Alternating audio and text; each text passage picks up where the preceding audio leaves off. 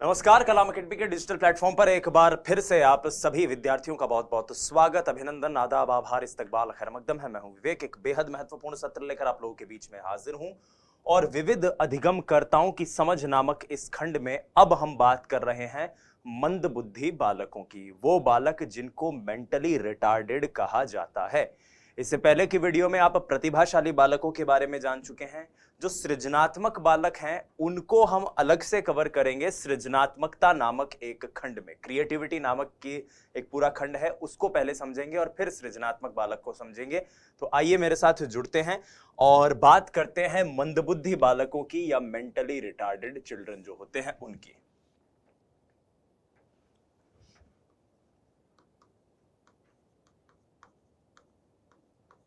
मंदबुद्धि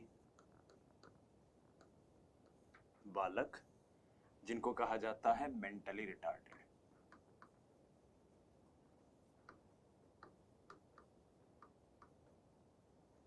मंदबुद्धि बालकों को जानने के लिए आपको हॉलिंगवर्थ का एक कथन जानना है, क्योंकि मंदबुद्धि बालकों का जो कॉन्सेप्ट है ये पूरी तरह से टेक्निकल है। हॉलिंगवर्थ कहते हैं कि मंदबुद्धि बालक वो होते हैं जिनकी औसत बुद्धि लब्धि यानी जिनका एवरेज इंटेलिजेंस कोशेंट जो है वो 70 से कम हो। बस इतनी सी बात आपको याद रखनी है कि किसी भी व्यक्ति का जो आईक्यू होता है वो 0 से लेकर और आगे तक चलता है, लेकिन अगर किसी व्यक्ति का आईक्यू 70 से कम हो तो ऐसे बच्चों को या ऐसे व्यक्ति को मंद बुद्धि की श्रेणी में रखा जाता है। तो हॉलिंगवर्थ का यह कथन देखते हैं सबसे पहले।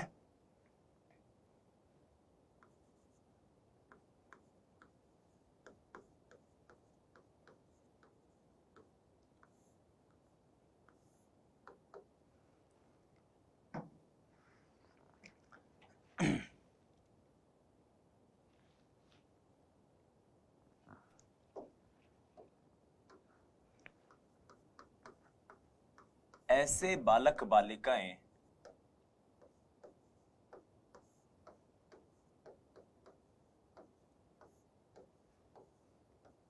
जिनकी मौलिक बुद्धि लब्धि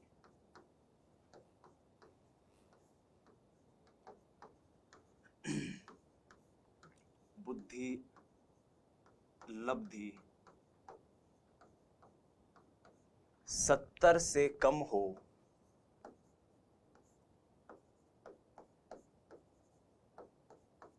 और जो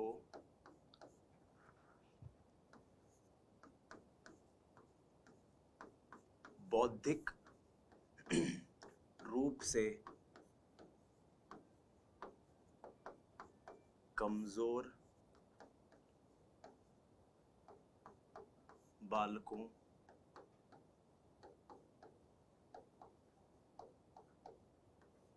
बालिकाओं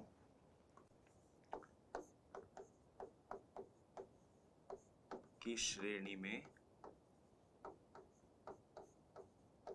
आते हो। ठीक है, वो बालक बालिकाएं जिनकी बुद्धि लब्धि 70 से कम हो उनको मेंटली रिटार्डेड कहा जाएगा। अब अगर कोई व्यक्ति मेंटली रिटार्डेड है, मंदबुद्धि है, तो ऐसे बालक या बालिका की क्या विशेषता हो सकती है, आइए उसको जांच लेते हैं। क्योंकि एक बार रीट ने एक बार ऐसा एक क्वेश्चन पूछ लिया था कि निम्न में से कौन सी विशेषता कमजोर बुद्धि लब्धि वाले व्यक्ति की या फिर यूं कहूं कि मानसिक रूप से मंद बालक की होती है या नहीं होती है। उस तरह का एक बार क्वेश्चन आया था, उस क्वेश्चन को भी अभी हम देख लेंगे। आइए सबसे पहले बात करते हैं विशेषताओं की।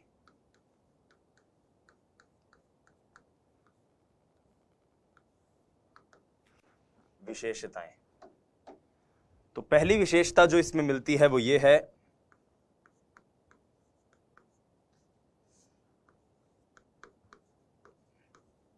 बौद्धिक न्यूनता। बौद्धिक रूप से ऐसे बच्चे कमजोर होंगे। दूसरी विशेषता हीन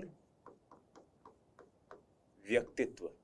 ऐसे जो बालक बालिकाएं होते हैं उनमें हीन भावना होती है। तीसरी विशेषता शैक्षिक रूप से पिछड़ापन। क्योंकि ऐसे बालक बालिकाएं उनका आईक्यू कमजोर होगा, तो एजुकेशन के पॉइंट ऑफ व्यू से, शैक्षिक पॉइंट ऑफ व्यू से, शैक्षिक दृष्टिकोण से ऐसे जो बच्चे हैं वो सामान्य बच्चे बच्चियों से पीछे रहते हैं, निष्पादन उनका कमजोर होता है। फिर आगे बात करते हैं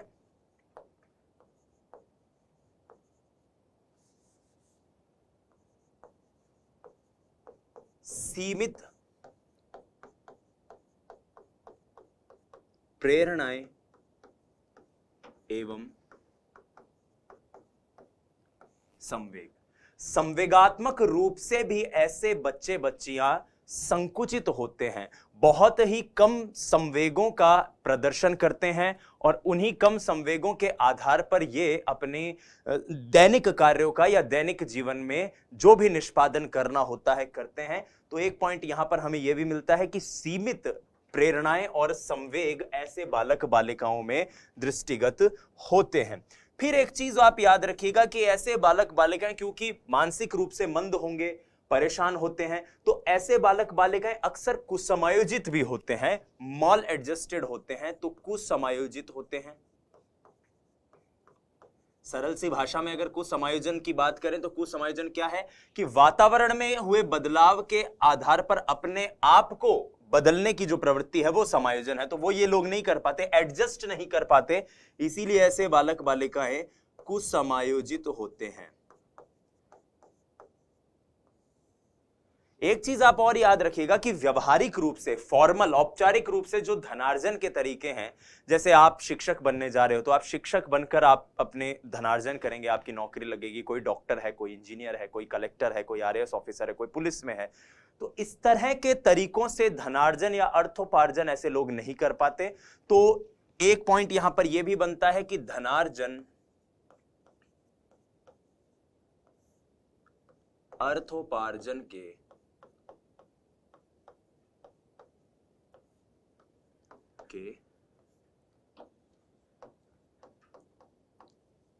अयोग्य, ये लोग धनार्जन या अर्थोपार्जन के अयोग्य होते हैं।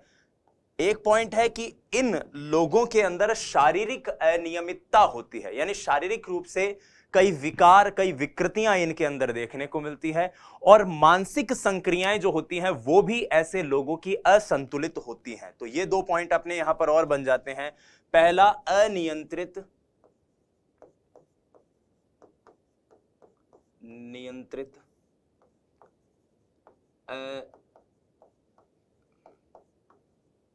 संतुलित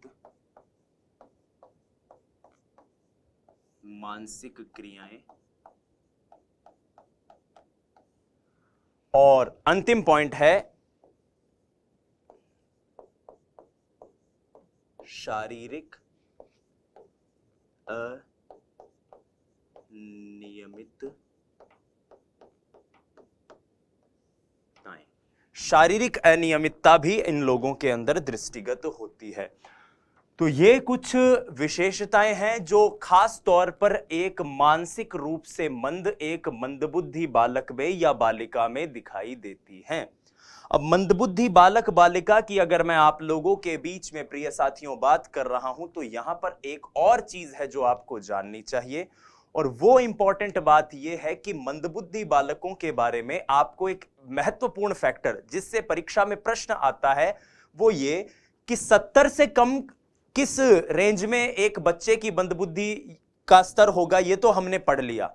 लेकिन जो मंदबुद्धि बच्चे या बच्चियां होते हैं उसमें से कौन से बच्चे तो पढ़ने योग्य हो सकते हैं, कौन से प्रशिक्षण योग्य हो सकते हैं, कौन ऐसे हैं जिनका ना तो प्रशिक्षण दिया जा सकता है और ना ही जिन्हें शिक्षण दिया जा सकता है। तो इसको लेकर अमेरिकन साइकोलॉजी एसोसिएशन एक टेबल बनाती है और मानसिक मंदता के स्तर तय करती है। आगे हम उसी को समझेंगे और वही टेबल आपको आपके नोट्स में भी मिल जाएगी। तो अब आइए हम बात करते हैं अमेरिकन साइकोलॉजी एसोसिएशन के अनुसार मंदता या मंदबुद्धि जो है, मेंटल रिटार्डेशन जो है, उसका वर्गीकरण कैसे हुआ है। आइए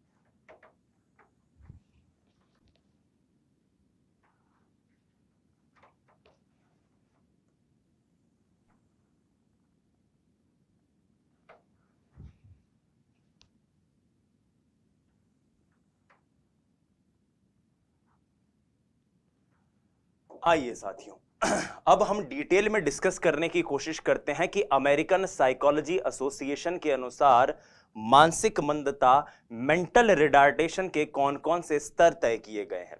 यह तो आपको पता है कि 70 से कम बुद्धिलब्धि के जो लोग होते हैं उन्हें मानसिक रूप से मंद कहा जाता है।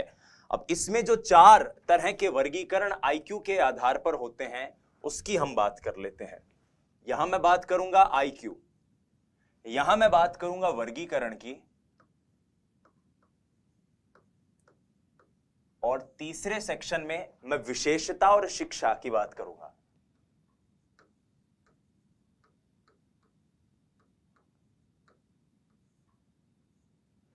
ठीक है, तो बात करते हैं सबसे पहले 20 से कम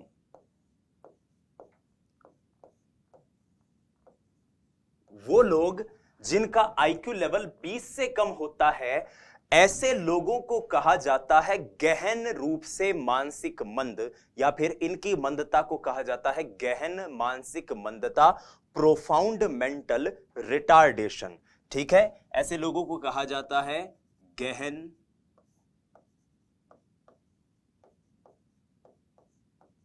मानसिक मंदता, profound mental retardation.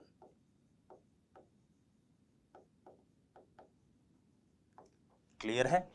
Profound mental retardation.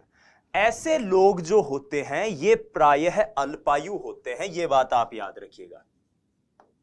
अल्पायु यानी बहुत कम दिनों तक जीवित रह पाते हैं। क्यों अल्पायु होते हैं?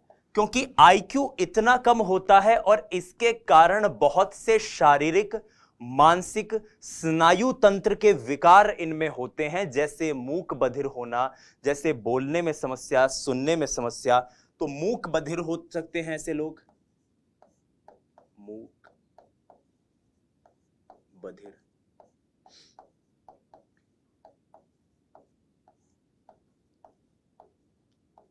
स्नायु विकार। ठीक है, मूक बधिर है, स्नायु विकार है, और इस कारण ऐसे लोग पूर्णतः आश्रित होते हैं। क्या है? पूर्णतः आश्रित। ये अपने माता पिता पर या फिर अपने परिवारजनों पर जितने भी दिन जीवित रहते हैं पूर्णतः आश्रित होते हैं उन पर। तो सवाल जो परीक्षा में अक्सर पूछा जाता है कि किस आईक्यू लेवल तक के बच्चों को शिक्षा दी जा सकती है, प्रशिक्षण दिया जा सकता है, तो मुझे इस बात का जवाब दीजिए कि जो गहन रूप से मानसिक मंद है, जिनकी मानसिक मंदता 20 से कम है, क्या ऐसे लोगों को शिक्षण या प्रशिक्षण दिया जा सकता है? जवाब है बिल्कुल भी नहीं। ठीक है, क्लियर? दूसरे स्तर पर आते हैं। तो दूसरे स्तर पर वो होते हैं जो गंभीर मानसिक मंदता से ग्रसित होते हैं, गंभीर मानसिक मंदता। तो ऐसे लोगों का आईक्यू 20 से करीब करीब 35 के बीच में होता है। ठीक है, 20 से 35 के बीच में, तो इनको कहा जाता है गंभीर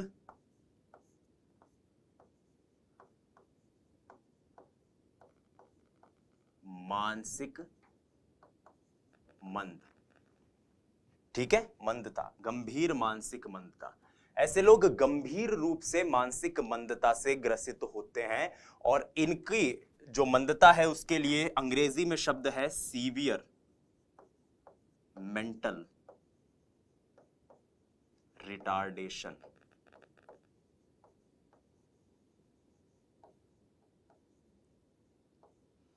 ठीक है, सीवियर मेंटल रिटार्डेशन। ये लोग भी अपने दिन प्रतिदिन के कार्यों को करने में असमर्थ होते हैं। ठीक है, इन लोगों में ये लोग भी आश्रित होते हैं, दिन प्रतिदिन के कार्य करने में असमर्थ होते हैं। इनमें ज्ञानात्मक दोष,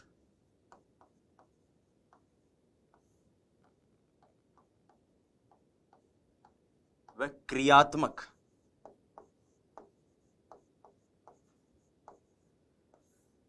विसंगति या विकार पाए जाते हैं। क्रियात्मक दोष, विसंगति या विकार पाए जाते हैं।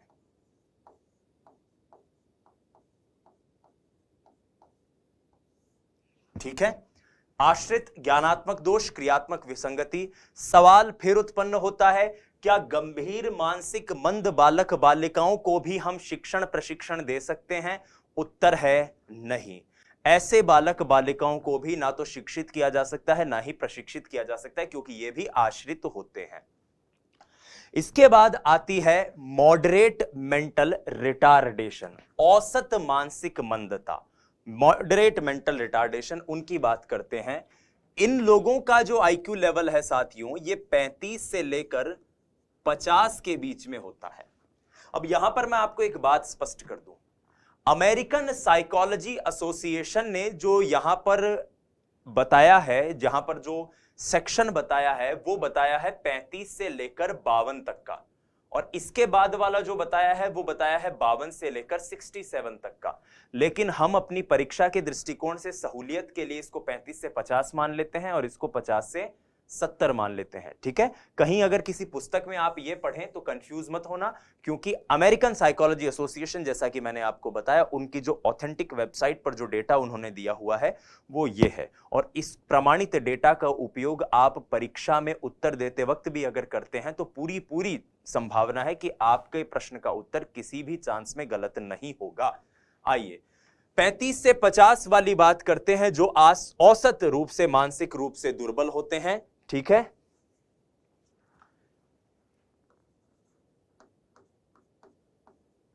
औसत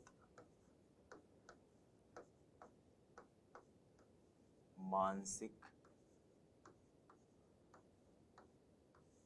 मंदता, इनको क्या कहेंगे हम? इनको कहेंगे मॉडरेट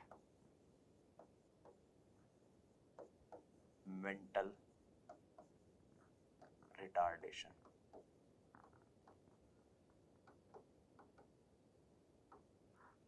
ऐसे लोगों में कुछ शारीरिक अनियमितता मिलती है देखने को, शारीरिक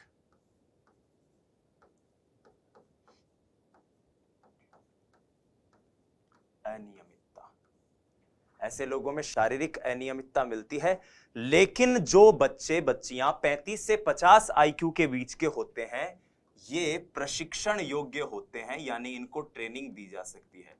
किसी भी तरह का प्रशिक्षण, कोई हस्तशिल्प का या कुछ भी इस तरह का प्रशिक्षण दिया जाए तो प्रशिक्षण योग्य जो होते हैं वो 35 से 50 वाले होते हैं। ये बात आप याद रखिएगा। 35 से कम वालों को ना शिक्षित किया जा सकता है, ना ही प्रशिक्षित किया जा सकता है। इसके बाद आती है जनरल, जिसको हम कई बार माइल्ड मेंटल रिटार्डेशन कह देते हैं, कई बार हम इसे सामान्य मानसिक मंदता भी नाम दे देते हैं, कई बार इसे साधारण मानसिक मंदता भी नाम दे देते हैं, और ऐसे लोग 50 से 70 की आईक्यू के बीच के होते हैं। ठीक है, इन्हें कहा जाता है साधारण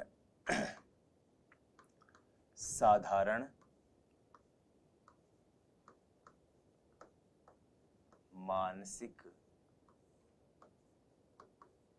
मंदता, माइल्ड। कई किताबों में आपको ये जनरल लिखा हुआ मिलेगा, कंफ्यूज नहीं होना है, एक ही बात है।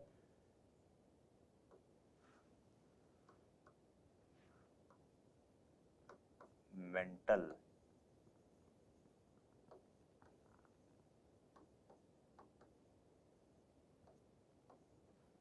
रिटार्डेशन, माइल्ड मेंटल रिटार्डेशन, साधारण मानसिक मंदता, ऐसे जो लोग होते हैं इन्हें विशेष कार्यक्रमों के अंतर्गत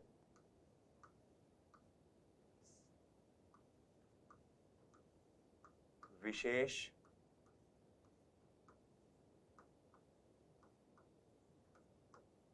कार्यक्रम के अंतर्गत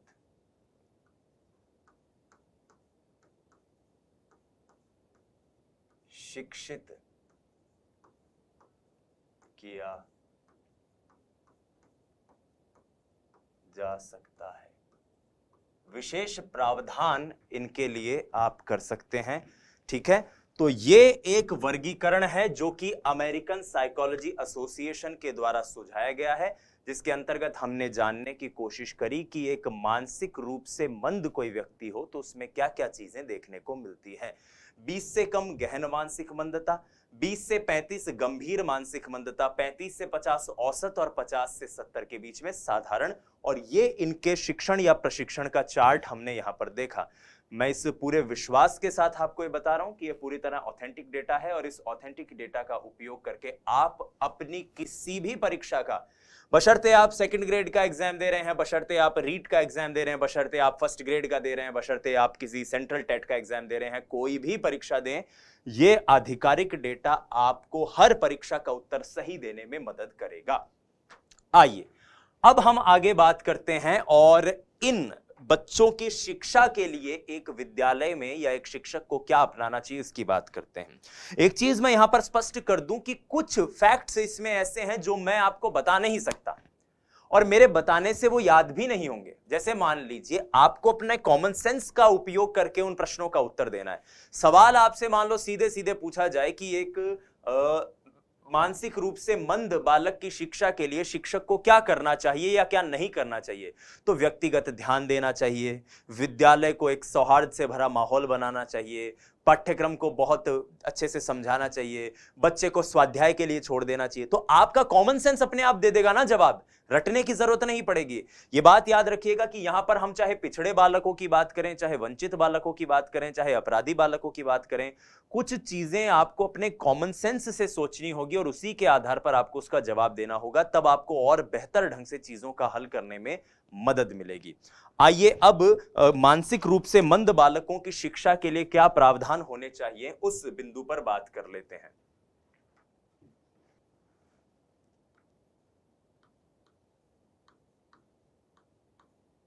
मानसिक रूप से मंद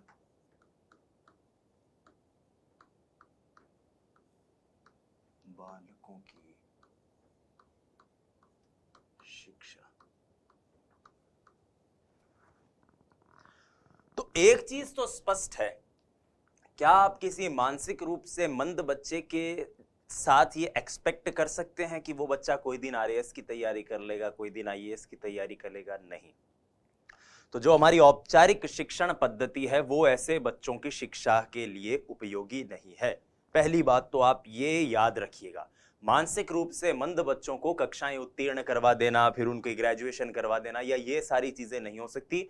उनके लिए बहुत अलग शिक्षण का प्रावधान होना चाहिए। हालांकि समावेशी शिक्षा जो है, इंक्लूसिव एजुकेशन जो है, वो इस बात की पुष्टि करती है कि एक मानसिक रूप से मंद बच्चे को भी अधिकार है किसी सामान्य बच्चे की तरह किसी भी विद्यालय में पढ़ने का। शिक्षा का अधिकार भी इसी की बात करता है, लेकिन कुछ विशेषताएं हैं, कुछ इंपॉर्टेंट चीजें हैं, मुख्य बिंदु है जो ऐसे बच्चों की शिक्षा में एक शिक्षक को ध्यान में रखने चाहिए। तो सबसे पहली चीज जो इंपॉर्टेंट है वो ये कि इनको इनकी शिक्षा के जरिए आत्मनिर्भर व जिम्मेदार नागरिक बनाने पर बात करनी चाहिए। जिम्मेदार नागरिक, एक आत्मनिर्भर नागरिक के रूप में, एक जिम्मेदार नागरिक के रूप में ये लोग आगे आए, ऐसा प्रावधान इनकी शिक्षा में होना चाहिए। दूसरी चीज, हस्तशिल्प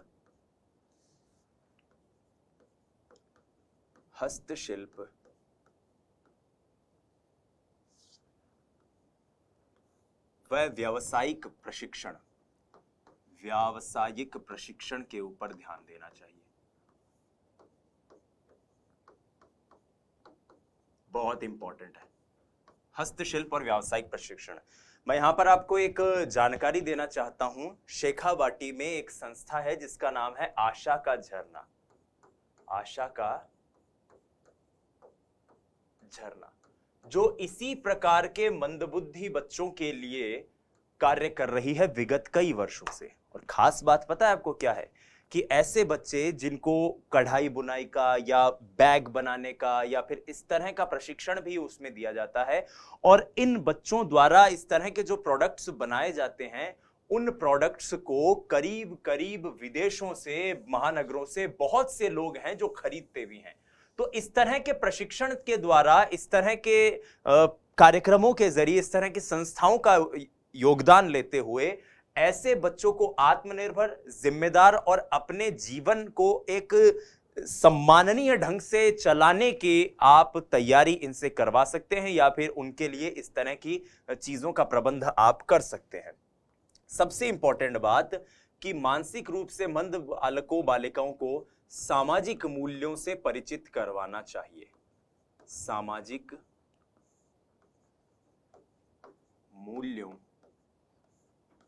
से परिचय, ये सबसे इंपॉर्टेंट है कि ऐसे बालक बालिकाओं का सामाजिक मूल्यों से आप परिचय करवाएं। फिर इनकी शिक्षा, अगर इनको विद्यालयी शिक्षा दी जा रही है तो ये एक विद्यालय का और उसके शिक्षक का उत्तरदायित्व भी है कि वो व्यक्तिगत शिक्षा पर बल दे, व्यक्तिगत ध्यान दे, व्यक्तिगत शिक्षा,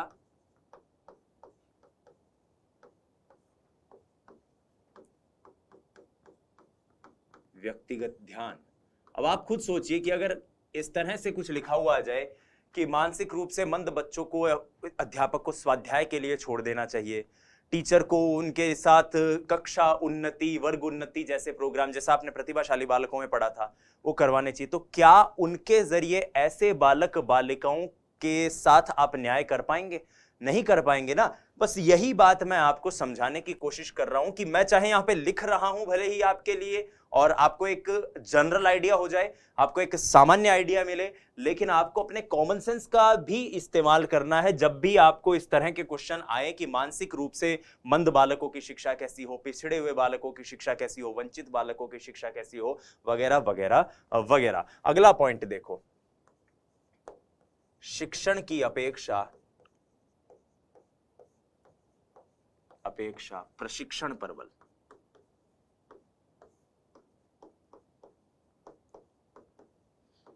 प्रशिक्षण पर बल। एक पॉइंट और यहां पर बनता है, वो ये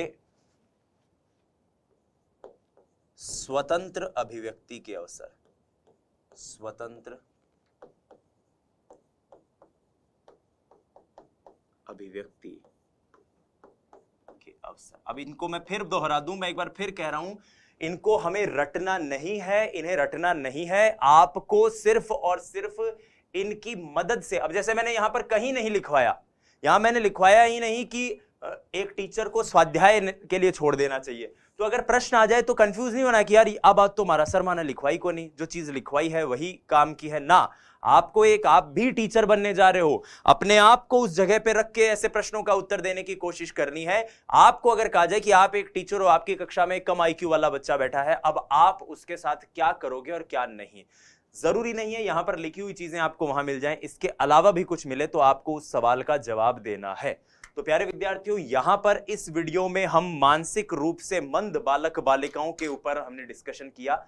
एक बार पुनः दोहरा लेते हैं कि मेंटली रिटार्डेड बच्चों के बारे में क्या क्या कहा गया है, और इससे अगली वीडियो जो होगी उसके अंदर हम पिछड़े हुए बालक, वंचित बालक, अपराधी बालक और इस प्रकार से हम चलेंगे। चलिए आइए एक बार दोहरा लेते हैं सारी चीजों को।